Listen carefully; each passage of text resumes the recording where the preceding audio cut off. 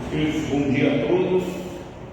Nós vamos iniciar a nossa EBD online. Eu quero que vocês convidem a todos para iniciar a nossa EBD, né? Nós logo estaremos aí no YouTube para também transmitir a nossa missão, nosso estudo, ok?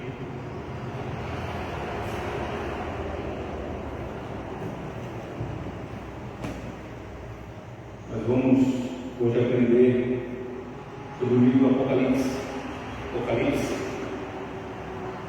que é um livro de extrema importância para nós, né? Aqueles que não têm acompanhado, nós vamos fazer um resumo de tudo que nós temos aprendido até aqui, né? Por que estudar o livro do Apocalipse? É de extrema importância aprendermos sobre o Apocalipse, porque ele fala sobre o futuro, sobre o presente, né? E praticamente nós estamos vivenciando alguma coisa bem contextualizada do que é descrito no livro do Apocalipse, né? Aqueles que tiveram a Bíblia, livro de Apocalipse capítulo 1, versículo 9 em diante, tá bom? Aqueles que tiver a Bíblia aí, tá?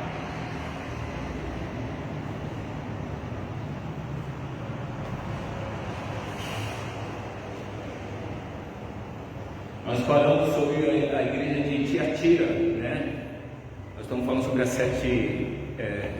sete igrejas do Apocalipse, são 7 igrejas. Mas nós vamos fazer um resumo total hoje, tá bom?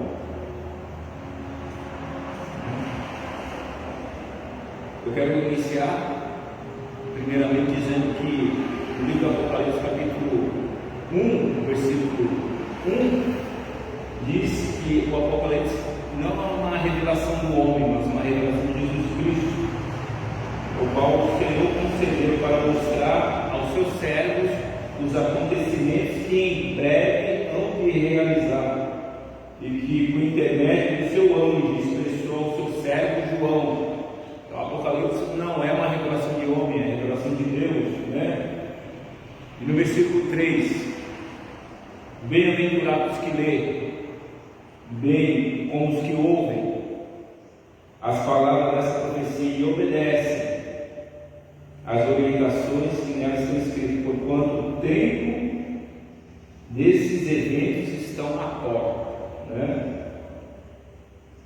Eu quero dizer aqui que o livro do Apocalipse, ele traz um grande benefício espiritual para nós. Bem-aventurados que ouvem, leem e guardam. A palavra de Deus é para ouvir, né? Somente ler, ouvir e guardar, né? E o João começa com essa bem-aventurança no versículo de número 9.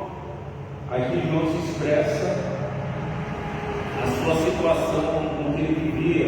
Eu, João, sou vosso irmão, vosso companheiro no sofrimento do Reino de Jesus Cristo e na perseverança da fé em Jesus Cristo. Estava na ilha chamada Patmos, por causa da palavra de Deus e o testemunho de Jesus Cristo. O Apocalipse foi escrito numa época de perseguição, de tirania, e também foi escrito numa época de muita dificuldade, de adversidade. É o que nós estamos vivenciando hoje em dia, né? Muita dificuldade. E João, capítulo 1, versículo 9, ele está expressando a situação. João não estava de férias, João estava preso. Ele ficou praticamente 15 anos preso, do ano 81 ao ano 96 da nossa era. Então João ficou praticamente quase 15 anos, né? Onde o imperador romano Diocleciano prendeu para calar as vozes proféticas, né? Porque João era o único apóstolo vivo daquela época. Todos os apóstolos tinham morrido, mas João era o único apóstolo vivo. E o imperador romano, para calar a voz do apóstolo,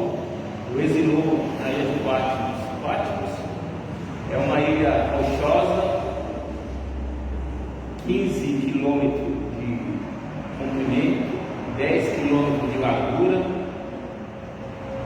uma ilha que praticamente tinha dificuldade de as pessoas sobreviverem nessa ilha, e onde as pessoas ficavam prisioneiras, Patmos. Então João era um prisioneiro, né? Estava preso por causa do quê? Por causa da palavra de Deus e por causa do testemunho de Jesus Cristo, né? Uma aplicação aqui para nós. Será que nós não estamos quase vivenciando essa época? Estamos sendo presos, censurados muitas vezes por causa disso, né? Aos poucos estamos fatiando os nossos direitos, né? Até de cultuar a Deus. Olha os países comunistas, olha os países que têm o seu sistema rígido e praticamente perderam a sua liberdade de cultuar a Deus. Países como Cuba, países como China, Coreia do Norte. Você pensa que no Brasil não vai chegar isso, a esse ponto? Olha, abre o olho, irmão. Nós estamos quase chegando nesse tempo, né? E João foi preso, não pelo crime que ele cometeu, crime como roubo, latrocínio, não. A palavra do Senhor. A palavra do Senhor foi o resultado de ele estar preso. E ele testemunhou de Jesus Cristo, né? É por isso que ele estava preso na ilha de Patmos, né? E Patmos era uma prisão, né? No versículo número 10, a gente lê a Bíblia, acompanha aí. Número 10, versículo. Deixa eu colocar a câmera um pouco mais próxima aqui.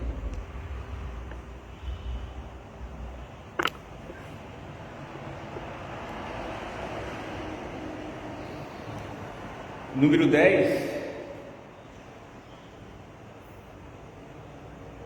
E no dia do Senhor, achei-me exaltado no Espírito, quando ouvi atrás de mim uma forte voz, como um som de trombeta. Aqui João expressa que ele foi arrebatado no Espírito. E qual foi o dia que João foi arrebatado no Espírito? O dia do Senhor, né? Aqui o versículo de número 1, versículo 10, diz que o dia do Senhor, alguns estudiosos nos orientam que o dia do Senhor foi um dia de domingo. O Senhor arrebatou em Espírito, né? E esse arrebatamento nada mais é do que uma realidade normalmente inacessível à nossa rotina humana. É uma realidade que normalmente nem todos experimentam, para o Senhor revelar o que há de acontecer.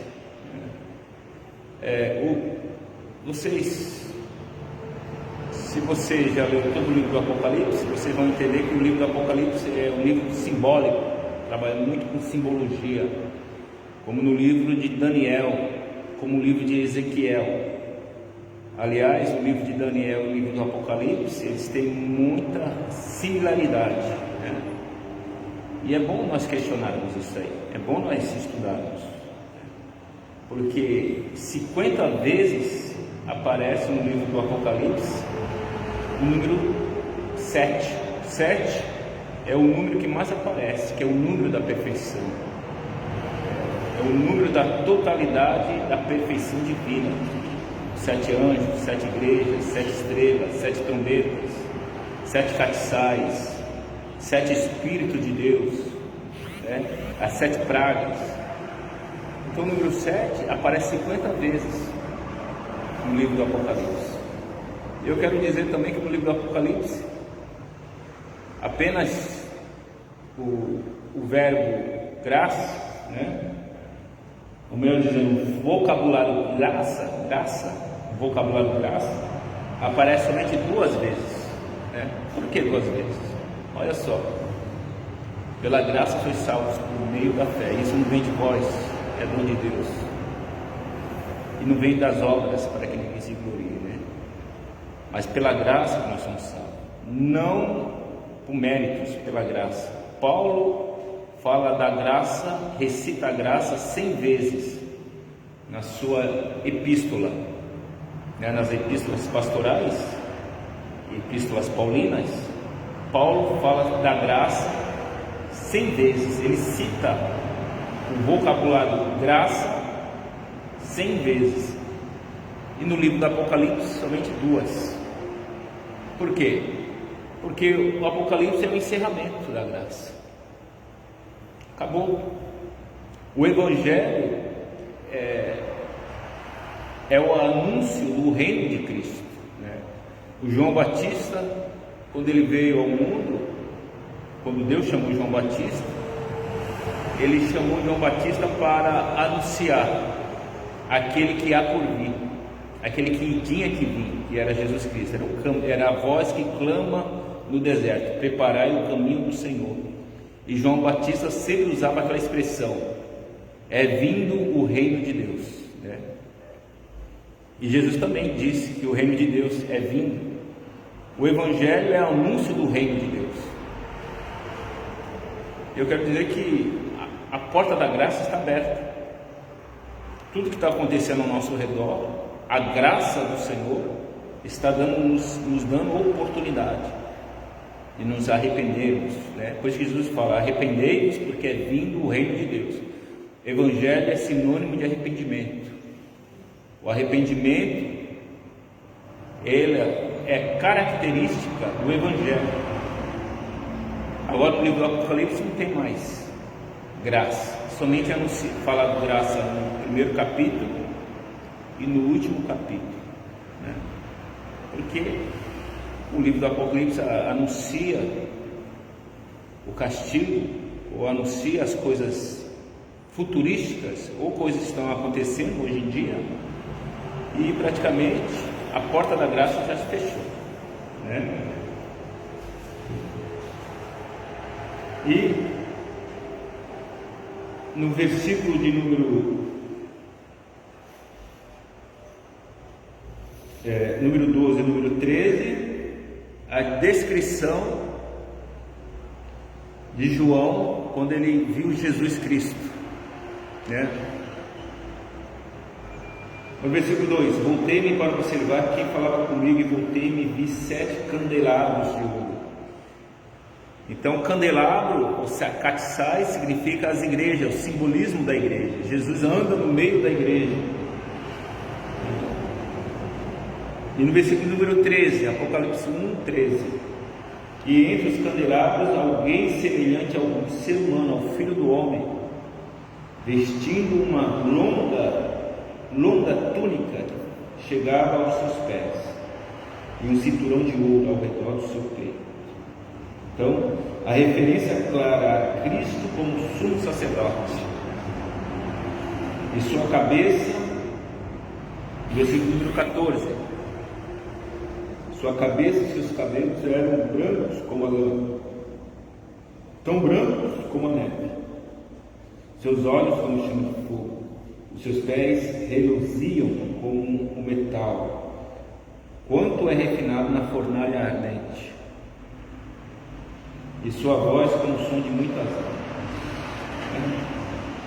Aqui lembra o profeta Ezequiel, né? Quando também descreveu a voz de Deus, lá no livro de Ezequiel, capítulo 1, versículo 24, e também o capítulo 43, versículo 2, no livro de Ezequiel, né?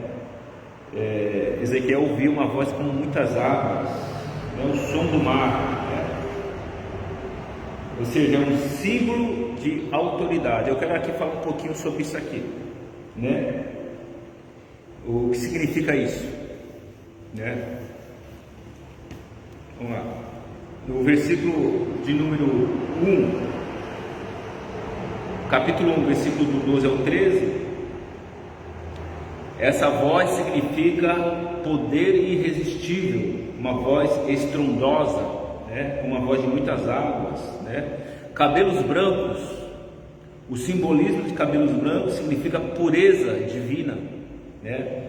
Ou seja, o Senhor, ele além de ser divino, ele é puro, né? E os cabelos brancos têm essa simbologia, né? Uma aguda espada saía da sua boca, que significa a palavra de Deus, né? Então, o que João viu e descreveu, que uma espada saía, era uma simbologia da sua autoridade, através das palavras. E os olhos, como chamas de fogo, ou olhos flamejantes, significa que os seus olhos penetram o coração do homem, né? O Senhor tudo vê, não tem como esconder do Senhor. Aqui João, ele descreve que ele tem olhos como chamas de fogo, ou seja, olhos penetrantes. Ele conhece o coração do homem. Não adianta você fugir, ou não adianta você escapar dos olhos do Senhor. O livro de Provérbios diz que os olhos do Senhor estão em todo lugar, a contemplar os maus e os bons. No livro de Salmos 139, o salmista disse: da onde fugirei da tua face? Ainda que esteja no inferno, lá tu estás. O Espírito do Senhor está em todo lugar, né?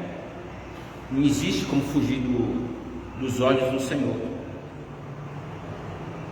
E o rosto resplandecente, que é descrito aqui, tinha um rosto como o sol, né? Significa a glória celestial do Senhor, né? E as estrelas, significa que as estrelas é o significado, o simbolismo da igreja, né? A igreja está nas mãos do Senhor, né?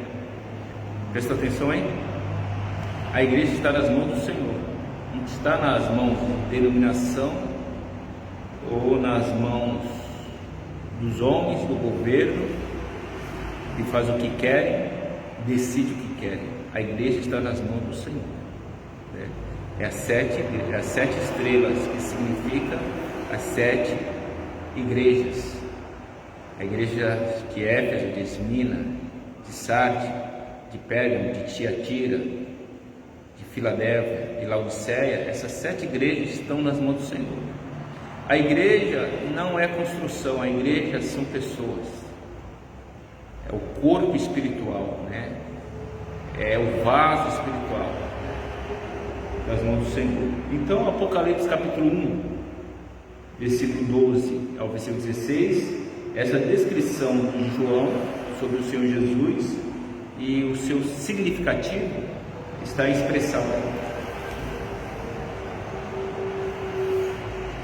É que isso.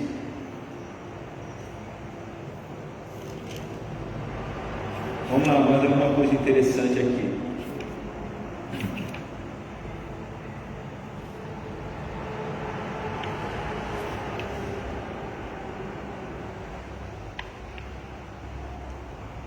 Jesus, no versículo 4, fala sobre os 7 Espíritos de Deus.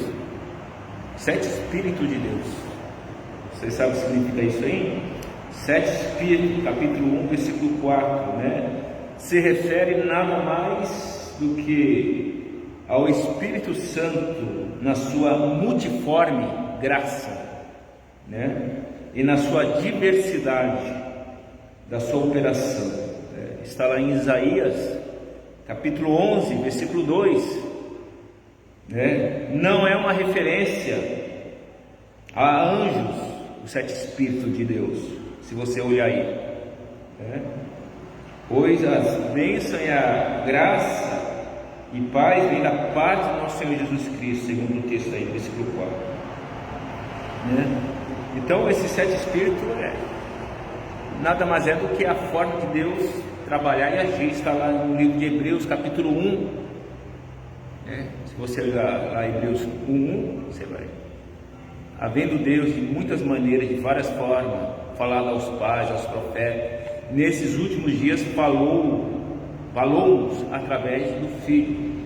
Hebreus capítulo 1. Deus trabalha de várias formas. Deus muda seus métodos, mas não muda os seus princípios. Deus muda a sua pedagogia, mas não muda os seus princípios. Deus trabalhou de uma maneira no Antigo Testamento, trabalhou no Novo Testamento e hoje em dia trabalha. Ele é o mesmo ontem, hoje e eternamente. Na sua essência e nos seus princípios, Deus não muda. A Bíblia diz que Ele não mente, Ele não é filho do homem para mentir. É impossível que Deus minta, né? Mas Ele muda os seus métodos. Hoje ele fala através da igreja. Você já parou para pensar porque Jesus, no livro do Apocalipse, ele inicia, antes de condenar o mundo, antes de falar sobre a questão que vai suceder no mundo, ele chama a igreja para o arrependimento, ele chama a igreja para a mudança, Das 7 igrejas, 5 são repreendidas.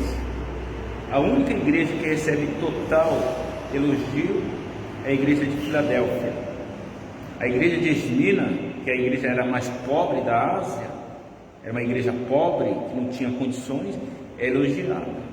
Era uma igreja pobre, mas Jesus chama a igreja uma igreja rica, porque a igreja rica para o Senhor Jesus é uma igreja fiel,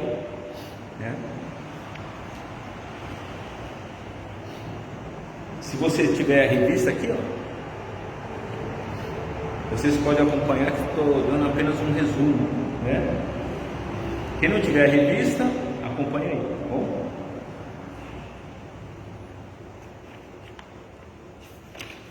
Então, o simbolismo aqui, eu quero passar aqui para vocês o simbolismo,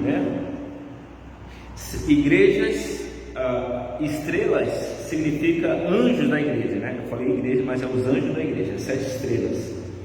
Candeeiro são a igreja, Candeeiro é o que ilumina, É o que dá luz. As 7 estrelas são os anjos. Quando João viu aquele homem, um ser semelhante ao Filho do Homem no meio dos castiçais, dos candeeiros,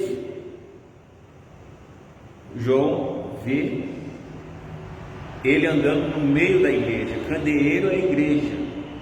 A igreja não pode estar nunca apagada, mas sempre iluminada. E quem dá essa luz é Jesus. Ele é a luz do mundo e nós somos a luz do mundo. Então as estrelas são os anjos, ou seja, os anjos da igreja, ou seja, os pastores, os bispos, pastor, bispo, ancião, são títulos dados àqueles onde o Senhor dá a comissão, o dom para pastorear. Pastor, bispo e ancião, 3 títulos na mesma função, Então, essas 7 estrelas que João viu lá, no capítulo 1, versículo do 12 ao 13, são as 7 igrejas, Então, os anjos das igrejas, no versículo número 20, sem dúvida se refere aos anjos, Anjo significa mensageiro, São, portanto, as pessoas que Deus tinha colocado nas igrejas para transmitir a mensagem. Esse é o papel do anjo. Anjos, você sabe que anjo significa mensageiro. A palavra anjo, ângelos, ou ângelos, significa mensageiro, aquele que dá uma mensagem. Qual é o papel do pastor? O papel do bispo, ou o papel do ancião? É aquele que tem uma mensagem para o mundo. Você já percebeu que o Senhor Jesus, primeiramente, ele julga a sua igreja, para antes de julgar o mundo, Arrependa-te, arrependa-te, arrependa-te, arrependa-te.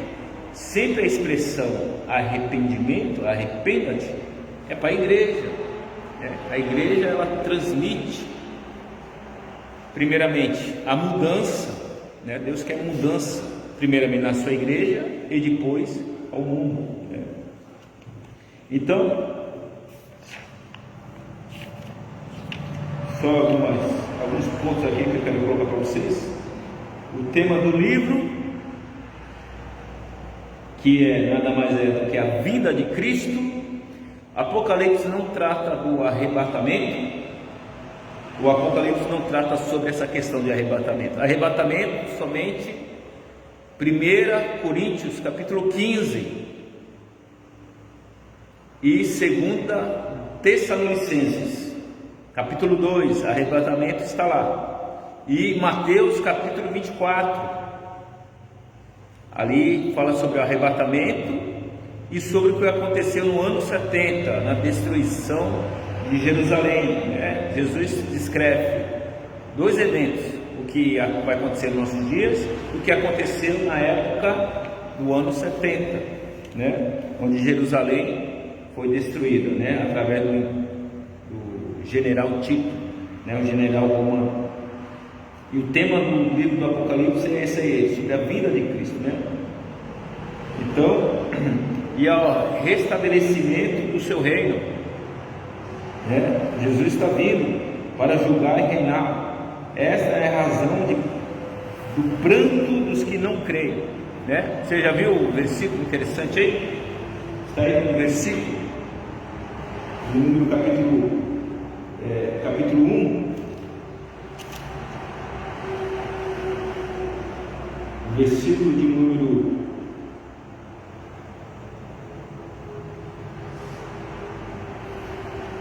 7, 1:7, Apocalipse 1:7.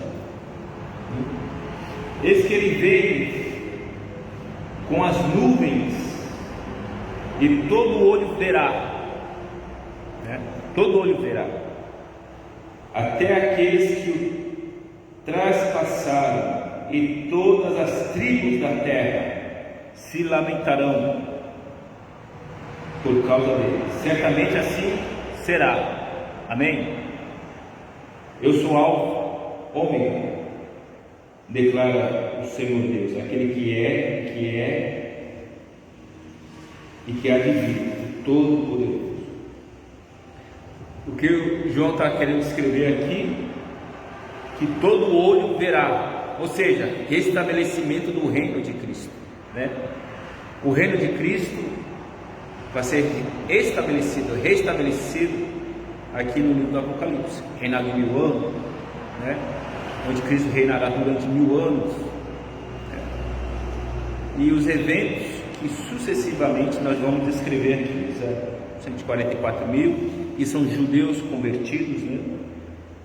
No capítulo 7 de Apocalipse, ok? Então, se você tiver, eu só dei um resumo geral aqui do livro do Apocalipse, somente para descrever isso aí, ok? Eu não vou demorar, né? Para não ficar muito cansativo, mas próximo estudo, e nós vamos falar sobre rapidamente sobre, para todo mundo acompanhar, sobre o livro de Efésios, né? O livro de Efésios não, a igreja de Éfeso, né? A igreja que perdeu o primeiro amor, né? Depois nós vamos falar sobre a igreja de Esmirna, né? Éfeso é a primeira igreja missionária, né? Sobre o amor. É interessante que o Senhor Jesus, ele fala sobre essa questão, sobre o amor. Por causa da iniquidade, o amor de muitos esfriará. E uma das igrejas que perdeu o amor foi a igreja de Éfeso. Éfeso é aquela igreja que tinha doutrina, ortodoxia, tinha membros da elite social, mas tinha perdido o amor, esfriou, né? Se você observar no livro de Mateus, capítulo 25, sobre a parábola das 10 virgens, as 5 apagou a lâmpada e diminuiu o azeite. Significa o que? O amor. O amor é símbolo, é sinônimo de vigilância. Amar a Deus sobre as circunstâncias, né? É isso que tem acontecido hoje em dia, né? Pode ter certeza que as igrejas fechadas, povo disperso, uma das consequências disso aí é diminuir o azeite. Azeite é símbolo do Espírito Santo em nossas vidas, né? É quando o Espírito Santo não marca mais presença em nossas vidas. Olha o livro de Efésios, né? Ou melhor, a igreja de Éfeso. A igreja de Éfeso, a advertência do Senhor foi o esfriamento. Deixaste, porém, teu primeiro amor, as primeiras obras, né? Então, Nós vamos aprender muito sobre isso aí, né? Só rapidamente, né? Passando aqui para os irmãos.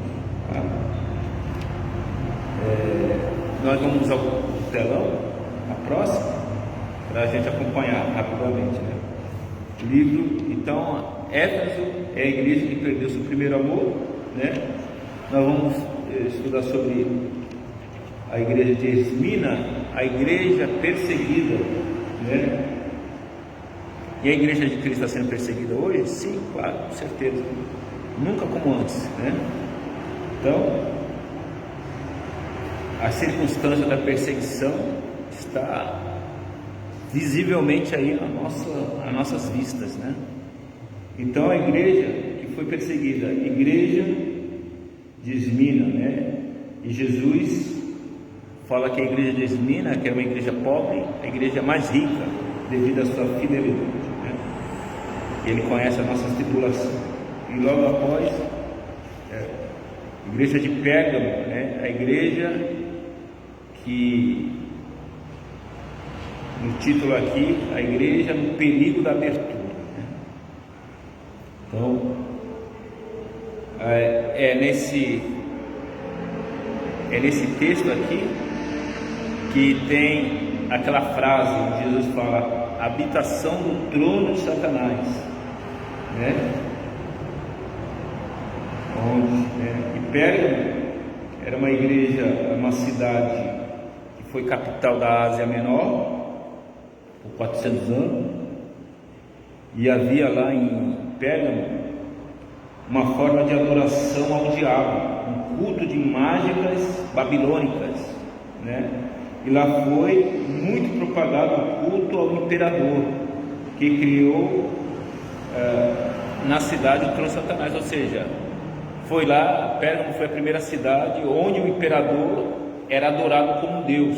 É por isso que tem essa expressão, trono de Satanás, né? Ou habitação de Satanás, né? Então eram os cultos, era muito comum, né? Culto a Zeus, a Atena, a Dionísio, né? Então tinha, e praticamente nós vivemos a época de idolatria, né? Nós devemos tomar esse cuidado. Idolatria é uma abominação ao Senhor, né? Culto ao homem, culto ao objeto, à imagem, culto, tem que tomar cuidado com isso aí, né? Sempre no Antigo Testamento o Senhor nos orienta a adorar somente um só Deus, né? E Tiatira, período do comprometimento, né?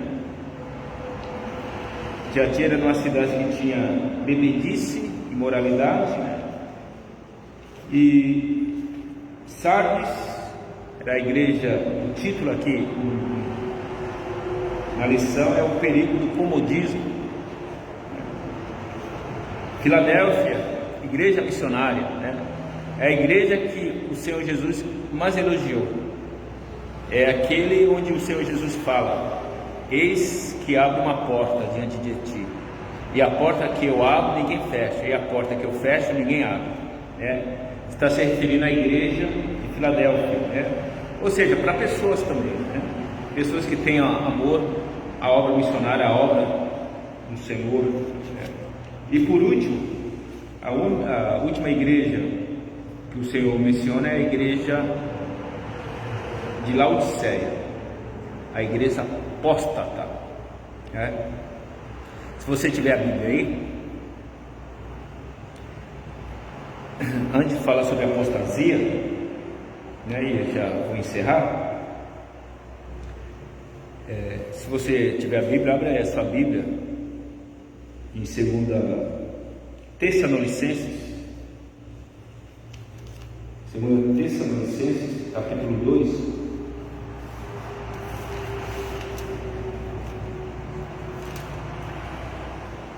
Estou aqui numa versão melhor.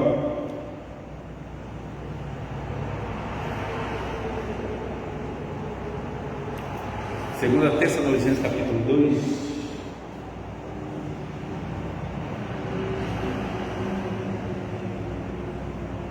Paulo fala sobre o retorno de Cristo, e um dos sinais que antecede o retorno de Cristo é sobre isso aqui, a apostasia, né? Que vai anteceder a volta de Cristo, né? Segunda Tessalonicenses 2:3. Não vos deixes enganar de forma alguma por ninguém, porquanto antes daquele dia, qual é o dia? O dia da volta do Senhor. Antes daquele dia virá a apostasia, e então será revelado o homem da iniquidade, o filho da perdição, aquele que se opõe e se exalta acima de tudo o que se chama Deus ou é objeto de adoração, a ponto de se assentar no santuário de Deus, apresentando-se como Deus. Apostasia é o que nós estamos vivenciando hoje. Apostasia significa afastamento da fé genuína. Não adianta você ser sincero, mas ser enganado, né? Há muitas pessoas que são sinceras, mas são enganadas. Apostasia é o afastamento do ensinamento do Senhor Jesus. Apostasia é afastamento, distanciamento. É quando a pessoa praticamente está vivendo com Deus, mas está distante do que o Senhor nos ensina e nos orienta. É apostasia, é um falso ensinamento, é um falso princípio, né? E a igreja de Laodiceia é a igreja apóstata. É Laodiceia, né? É aquela expressão que o Senhor nos ensina, né? És morno, porque não é nem quente e nem frio, mas morno, vomitar-te-ei da minha boca. Laodiceia era uma cidade, uma igreja rica, que ela se orgulhava, né, até da ciência, porque foi na Laodiceia que foi descoberto um colírio que colocava nos olhos, né? Então era uma ciência avançada naquela época, né? Então a igreja se orgulhava da sua riqueza, da sua ostentação, né? Rico sou e de nada tenho falta. E o Senhor Jesus fala para a igreja de Laodiceia: era uma pobre, uma desgraçada, cega e nua, né? Ou seja, a igreja de Laodiceia é a igreja que tem tudo, mas para Deus não tem nada. O Senhor não vê nada nessa igreja, né? Porque é uma igreja que se afastou, uma igreja afastada, a igreja de Laodiceia, né? É a igreja onde o Senhor o chama a arrependimento, como outras tantas, né? Então, semana que vem nós daremos aí continuidade aí ao estudo, tá? Só dei praticamente um resumo geral, né? Um apanhado geral do livro do Apocalipse, que foi escrito por João, o único que morreu de velhice, o restante morreu martirizado. E os irmãos que tiverem dúvida, questionamento, perguntas, né, pode colocar aí, né, suas perguntas, ou no grupo da igreja, ou mesmo no Face, né? E vamos estudar, meus queridos, a palavra do Senhor, porque a palavra do Senhor traz iluminação, luz à nossa mente e convicção no nosso coração. É a palavra do Senhor que proporciona, porque ela é viva e eficaz, ela é penetrante, né? E que a palavra do Senhor venha encher nossos corações de ânimo, entusiasmo, né? E que nós possamos nunca desistir. O Senhor colocou em nossas mãos, né? O seu reino, nós fazemos parte do seu reino, né? Que Deus abençoe a vida de todos, em nome de Jesus. Hoje nós estaremos à noite, 7h30, nosso culto online, né? Convida a todos. Vamos crescer na graça e no conhecimento do nosso Deus. Deus abençoe a sua vida. Estaremos logo às 7h30, às 19h30, aqui para cultuar o nosso grande Deus, em nome de Jesus. Deus abençoe a sua vida, para a glória do seu nome. Amém?